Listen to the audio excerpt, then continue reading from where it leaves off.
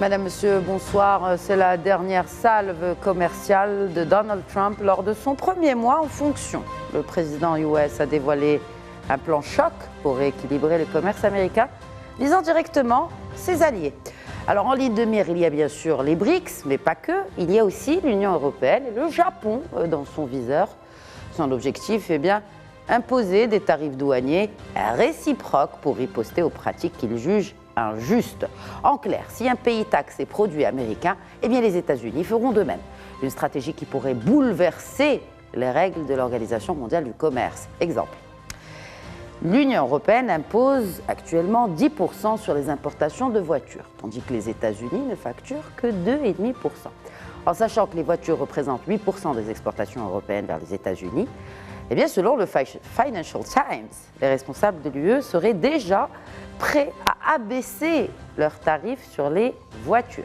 Et à très juste titre, les menaces du président américain d'imposer des tarifs au Canada et au Mexique ont forcé ces derniers à se dépêcher de montrer à Washington qu'ils faisaient des efforts significatifs pour sécuriser leurs frontières conformément aux demandes du même Donald Trump. La Chine a répondu pour sa part avec modération aux dernières mesures américaines, mais avertit quand même, il n'y a pas de gagnant dans une guerre commerciale. Pendant ce temps, Trump continue de brandir la menace des tarifs pour protéger l'industrie américaine tout en négociant des concessions avec ses partenaires. Et la question qui s'impose, est-ce que cette stratégie peut déclencher un conflit économique sans précédent? Réponse dans cette émission. Et nous allons aujourd'hui accueillir d'abord en plateau Amin Karkash, consultant en communication politique et affaires publiques. Bonsoir et bienvenue. Bonsoir Madame Khadija Ihsan et merci de m'avoir invité. Merci à vous d'accepter notre invitation. Et se joint à nous également depuis Paris par téléphone Gérald Olivier, chercheur à l'Institut Prospective et Sécurité en Europe, spécialiste des États-Unis. Bonsoir Gérald Olivier. Bonsoir, merci de l'invitation. Merci à vous de répondre à nos questions. Et un plaisir renouvelé d'accueillir l'expert en stratégie politique depuis Vancouver, Hicham Ouattadid. Bonsoir.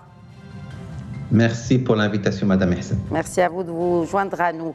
Alors, l'actu, c'est Trump qui a signé un mémorandum demandant à ses conseillers de calculer des tarifs douaniers réciproques sur les pays étrangers. Sans détails concrets sur ce plan, que peut-on en déduire? Amin Karkash.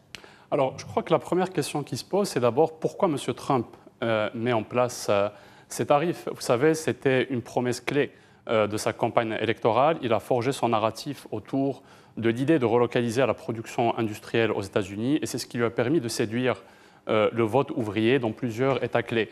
Et je crois que ça permet aussi de répondre à trois objectifs clés. Premièrement, sur le plan économique.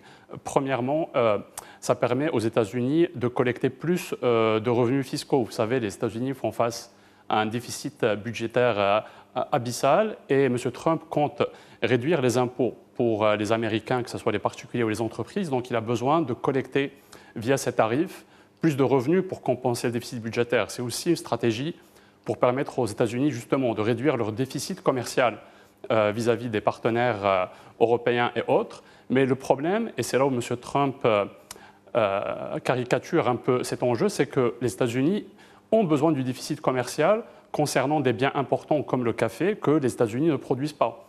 Et il y a aussi le fait que ces tarifs constituent un outil de négociation et c'est un outil de négociation qui, comme vous l'avez souligné, commence à faire son effet, qui force entre autres le Canada et le Mexique à prendre des mesures pour protéger la frontière américaine.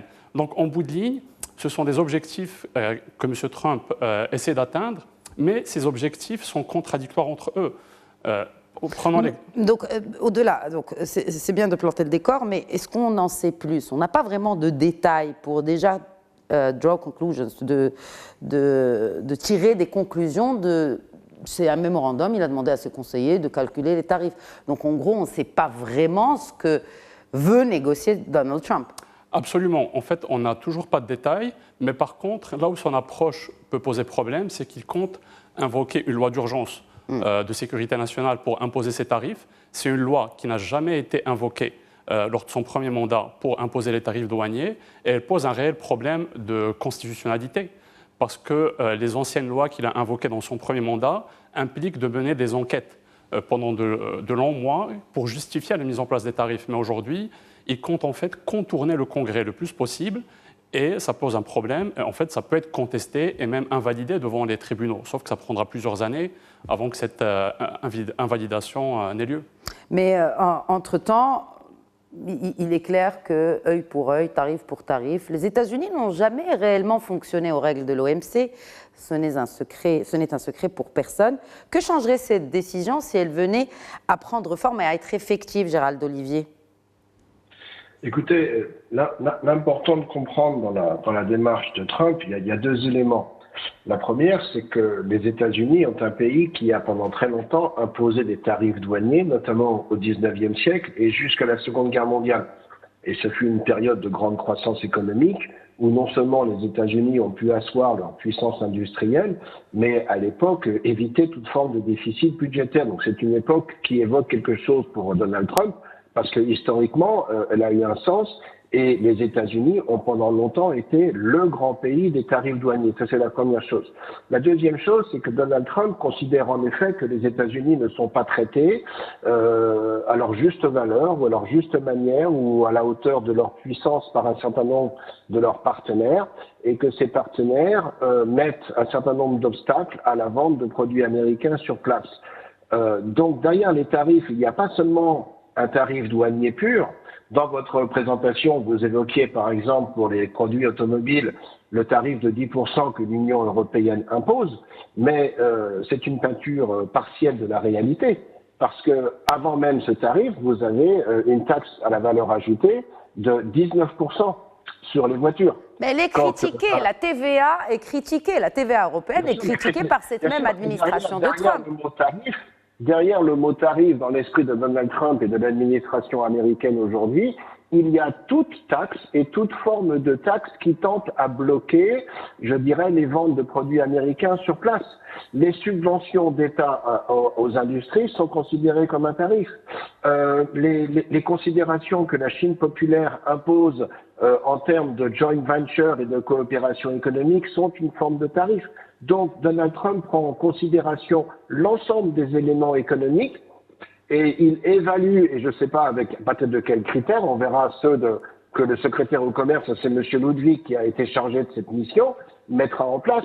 Mais l'idée de Donald Trump, c'est qu'il existe de la part des partenaires économiques des États-Unis des obstacles cachés, qui ne s'appellent pas forcément des tarifs douaniers, mais qui consistent néanmoins à relever ou à surélever le prix des produits américains qu'ils tentent de vendre dans ces pays, et donc de mettre les États-Unis à un désavantage. Je parlais de la TVA il y a une minute, la TVA qui est rajoutée sur les produits qui sont importés en Europe lors de leur passage de la frontière.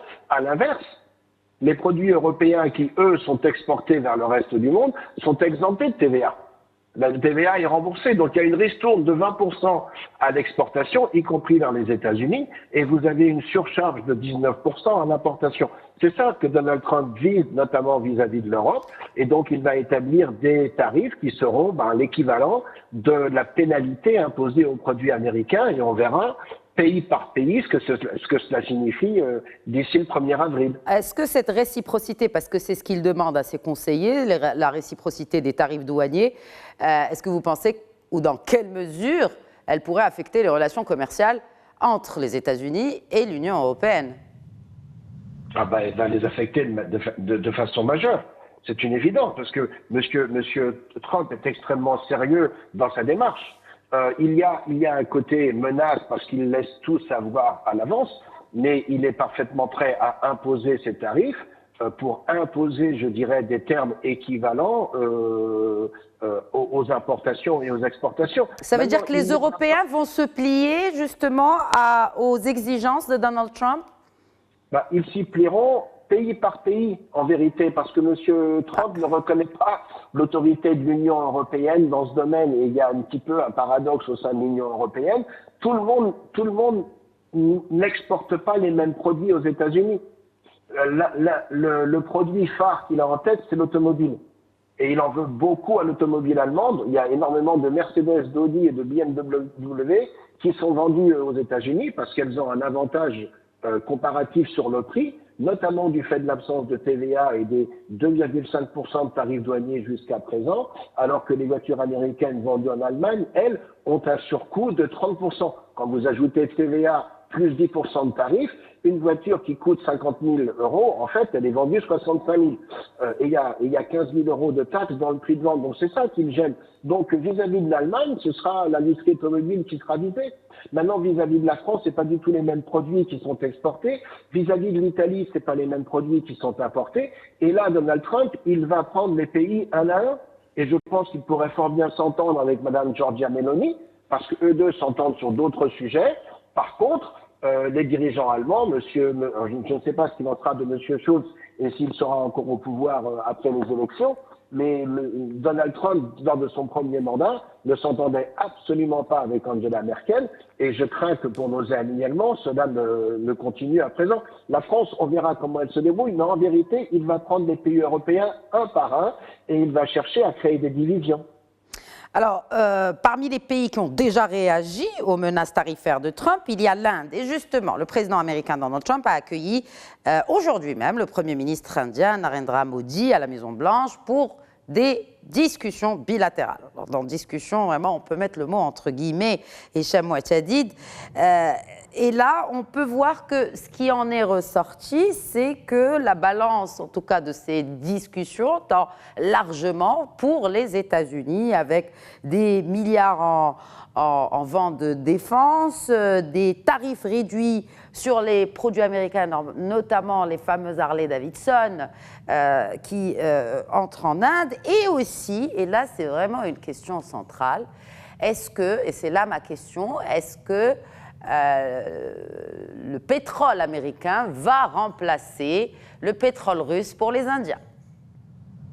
Je pense que tout est possible en fait dans la stratégie de Trump, parce que ce qu'il faut retenir, c'est que Trump, lorsqu'il avance en fait ce genre de pression au niveau de sa communication, ce qu'il vise, c'est de négocier ou d'inviter en fait son ennemi ou son collaborateur ou ses partenaires à venir s'asseoir en fait sur la table. Toutes les possibilités en fait sont à prendre au sérieux, comme l'ont mentionné en fait les collaborateurs même de Trump qui travaillent avec lui, son cercle le plus proche, lorsque les Canadiens en partie le visitaient en début de cette semaine, ils leur ont dit en fait qu'il faut prendre ses paroles au sérieux. Et je pense que Trump en fait sa stratégie en fait repose sur une approche offensive du commerce en utilisant en fait les tarifs comme levier de négociation. C'est ce qu'il a utilisé aussi même avec son homologue indien. Et je pense que l'imposition en fait des tarifs réciproques, il vise à rééquilibrer en fait les échanges en réponse aux taxes et réglementations jugées contraignantes par Washington. Et c'est à partir de là qu'il va aller chercher en fait des partenaires ou retracer en fait les partenaires économiques et commerciaux de Washington. Aussi, en agissant en fait de la manière, Trump va chercher à renforcer la position des États-Unis comme puissance commerciale dominante, et c'est ce qu'il a fait même hier dans sa tactique de discours avec le président indien. Et je pense que Trump essaie en fait de donner d'exemples en fait en avançant, en décidant ce genre de tarifs, pour négocier encore plus fort avec les Européens ou avec les autres partenaires qui vont venir sur la liste. Et aussi, je pense qu'il y a toute une autre dimension politique, c'est que Trump mobilise en fait son électorat en ciblant des ennemis économiques pour avoir beaucoup plus de crédibilité, pour dire que je suis là les BRICS, pour défendre... Alors, l'Inde fait partie des BRICS. Les BRICS font partie, on va dire, des ennemis économiques et commerciaux des États-Unis. Sauf que là, ça devient un partenaire, notamment pour le pétrole américain, en vue de remplacer le pétrole russe pour le grand importateur qu'est l'Inde, importateur et revendeur par la suite. Je pense en fait que Trump ne croit pas à cette vision du multilatéralisme. Il essaye de privilégier beaucoup plus la négociation à deux pour qu'il puisse imposer sa force, mais aussi pour qu'il puisse s'en sortir gagnant. Il sait très bien que s'il rentre dans cette dynamique de négociation multilatérale, il va vraiment se plier au poids des autres partenaires. Et on l'a déjà remarqué, en fait, depuis même ses discours et ses speeches, en fait, lors de la campagne électorale, que lui, beaucoup plus, est privilégié, en fait, des accords bilatéraux où il peut imposer son rapport de force. Je pense que l'adoption, en fait, des mesures protectionnistes qui créent, en fait, des tensions avec les partenaires, mais aussi permet aux Américains vraiment de s'imposer comme leader international, que ce soit au niveau du commerce, mais aussi au niveau des échanges économiques. Et c'est ce que Trump essaye, en fait, d'aller chercher pour aller gagner en fait en termes de puissance, mais aussi de rapport de force. Et je pense qu'à partir en fait de l'arrivée de son équipe à la Maison-Blanche, ce qu'il va privilégier le plus, c'est vraiment les accords bilatéraux, les accords vraiment qui vont ramener en fait ses partenaires à s'asseoir avec lui directement sur la table pour négocier ou renégocier en fait les échanges commerciaux sans vraiment s'inscrire dans une approche multilatérale qu'il a hérité en fait des démocrates. Alors l'impact aussi, on va parler peut-être de l'impact sur le commerce mondial, s'il y a vraiment une guerre commerciale qui peut aboutir de cette réciprocité des tarifs douaniers. Alors ma question, elle est surtout pour les consommateurs, les entreprises, quel impact pour ces derniers si effectivement cette réciprocité des tarifs douaniers était effective, comment ils seraient affectés ? Alors d'abord, du point de vue interne aux États-Unis, un des impacts qui est redouté concernant la politique tarifaire de M. Trump, c'est la hausse de l'inflation. Parce qu'il faut rappeler à nos téléspectateurs, c'est quoi un tarif ? Un tarif, c'est une taxe qui est collectée par une entreprise qui importe aux États-Unis, qu'elle remet ensuite au gouvernement fédéral américain et qui est ensuite répercutée aux détaillants, que les détaillants répercutent ensuite aux consommateurs. Donc il y a de fortes chances que ce soit le consommateur américain qui paye en fait le prix de la politique tarifaire de Trump sous une hausse de l'inflation. Et c'est politiquement très problématique, il faut le rappeler. M. Trump a été élu sur un fond de colère contre la gestion de l'inflation par les démocrates. Maintenant, la hausse de l'inflation va dépendre principalement de à quel point les entreprises, les détaillants, tout au long de la chaîne d'approvisionnement, sont en mesure d'absorber les coûts avant de les refiler aux consommateurs. Et le problème que ça pose, l'inflation, ce n'est pas juste économique. Il y a aussi un problème politique. Vous savez, il y a quelques jours, le puissant sénateur républicain Mitch McConnell a publié une lettre ouverte dans un média américain où il dénonce les politiques tarifaires de M. Trump. Il y a le Wall Street Journal, qui est normalement plus proche des intérêts corporatifs de M. Trump, qui dénonce aussi cette politique tarifaire. Donc il y a une levée de bouclier qui est en train de se produire aux États-Unis concernant l'impact des politiques tarifaires sur l'inflation, puis sur la capacité finalement de l'économie à être compétitive. Donc M. Trump va devoir concilier en fait sa volonté de relocaliser la production industrielle aux États-Unis et son impact sur l'inflation.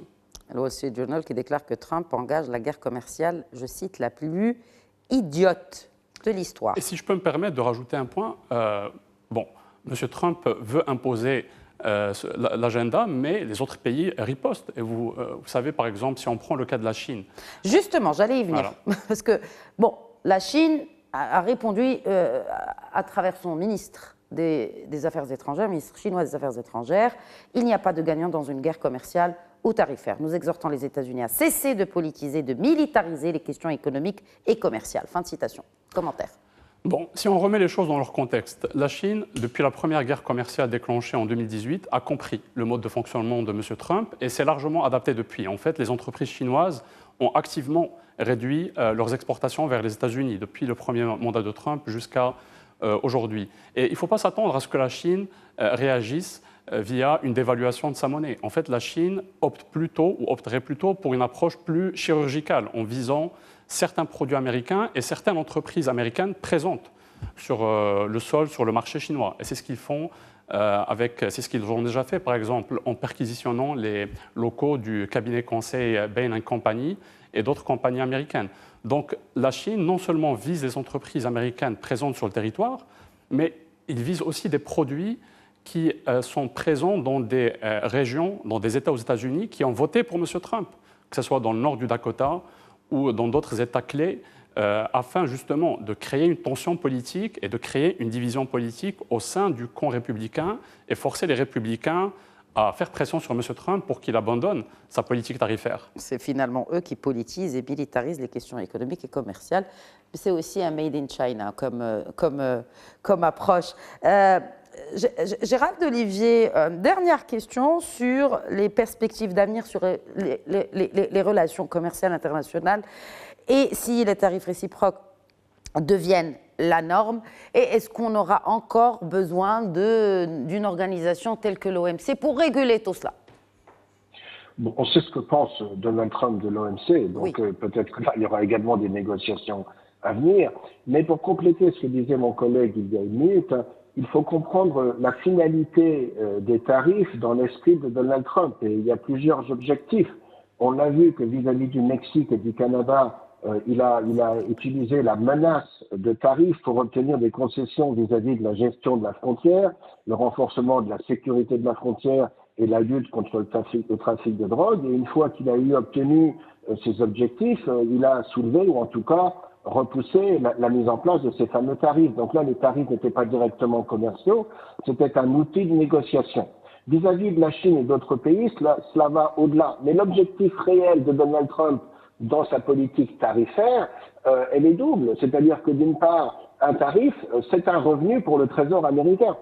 Quelle que soit la personne qui le paye de manière ultime, c'est un revenu qui est versé au Trésor, comme le disait mon collègue il y a quelques minutes. Donc ça va déjà être un revenu, et Dieu sait que le Trésor américain a besoin de revenus. Le pari de Donald Trump, c'est que ce revenu, il ne va pas être porté directement sur les consommateurs, il va être pris à sa charge en partie par l'importateur et par l'entreprise exportatrice depuis le pays dont les produits sont d'origine, pour préserver des parts de marché et ne pas reporter le coût immédiatement.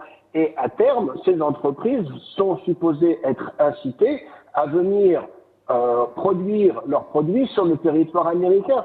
L'objectif, c'est de réindustrialiser les États-Unis, et Donald Trump se fait fort de préciser, il l'a dit clairement à Davos, il n'y aura pas de meilleur pays pour venir monter une entreprise qu'aux États-Unis. Je pense qu'un certain Bernard Arnault a bien compris cela. Hein. Oui, voilà, il a réussi à séduire, en tout cas, l'homme le plus riche de France. Oui.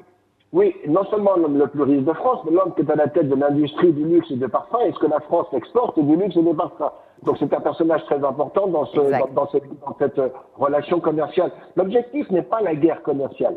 L'objectif, c'est ce que les États-Unis tirent un profit du commerce, rééquilibrent certaines, je dirais, balances qui leur sont très largement déficitaires, parce que c'est de loin le pays qui consomme le plus et qui importe le plus. Et puis 3, peut-être, et là c'est l'objectif ultime et le plus difficile à réaliser, en effet parvenir à réindustrialiser le tissu manufacturier américain. Et européen, parce que finalement, quelle riposte possible pour l'Union européenne à part justement renforcer son économie? Oui, et puis, comment dirais-je, tout à fait, et puis peut-être essayer pour l'occasion, mais à mon avis ça va être très très difficile, de présenter un front commun, mais je ne pense pas que les Européens en seront capables, parce que justement ils n'ont pas les mêmes intérêts économiques, tout le monde n'exporte pas la même chose, et à partir de là il est difficile de mettre en place une politique qui soit communément profitable à tous. Regardez les difficultés présentées par le Mercosur. Donc là on va avoir un Mercosur bis, mais ce sera avec les États-Unis. Exact. Un mot de la fin, justement, sur ces perspectives d'avenir, Amin Qarqash. Je me tournerai peut-être vers Hicham Mouchadid. Alors, finalement, pour le Canada, on a vu que les menaces de Trump ont fini par payer. En fait, pour le Canada et le Mexique en particulier, ils sont confrontés à un dilemme entre maintenir leur partenariat commercial tout en défendant leur propre intérêt économique en fait. Et je pense que le Canada et le Mexique se trouvent dans un contexte un peu difficile parce qu'ils sont dans une équation de rapport de force où les Américains ont beaucoup plus de pouvoir, que ce soit politique et économique, dans la région. Et c'est pour ça qu'on a vu quand même qu'un certain nombre en fait de premiers ministres provinciaux se sont dépêchés d'aller faire du lobbying à Washington cette semaine, mais aussi d'être invités à la Maison-Blanche à la dernière minute pour discuter ou en fait mettre en place une certaine feuille de route afin de préparer ce qu'on appelle une autre forme de négociation qui lie en fait les trois pays. Je pense en ce moment parce que finalement, ce n'est pas vraiment commercial, c'est surtout sur les frontières qu'il s'agit. Hein. En fait, c'est un moyen de mettre pression sur le Canada et le Mexique pour resserrer les frontières et que ce soit pour le trafic de drogue, notamment le fentanyl, mais aussi pour les migrants. Ben, exactement, mais en fait, il y a tout un enjeu aussi politique et aussi commercial parce qu'il veut inviter en fait un certain nombre d'entreprises américaines qui investissent au Canada de retourner en fait investir aux États-Unis afin qu'ils puissent booster en fait les industries ou l'économie américaine. Et c'était aussi l'une de ces tactiques en fait stratégiques pendant son premier mandat, et on a vu comment sous en fait son premier mandat, l'économie américaine a fleuri en fait, et aussi a réalisé en fait un certain nombre de performances économiques par rapport au mandat des démocrates par la suite. En tout cas, une chose est sûre, ce mandat de Trump promet son lot de surprises, d'annonces et puis d'effets dominos sur le reste du monde. En tout cas, on a essayé aujourd'hui de traiter la question sur les partenaires directs et importants des États-Unis suite à l'annonce donc de ces hausses tarifaires. Merci beaucoup, messieurs. Merci Amine Karkash, merci d'avoir été avec nous. Merci à vous également, Gérald Olivier. Merci à vous, à bientôt. À bientôt et merci Hicham Ouattadid, toujours un plaisir. Merci. C'est la fin de cet épisode de Questions d'actu. Très bonne soirée, excellent week-end à tous.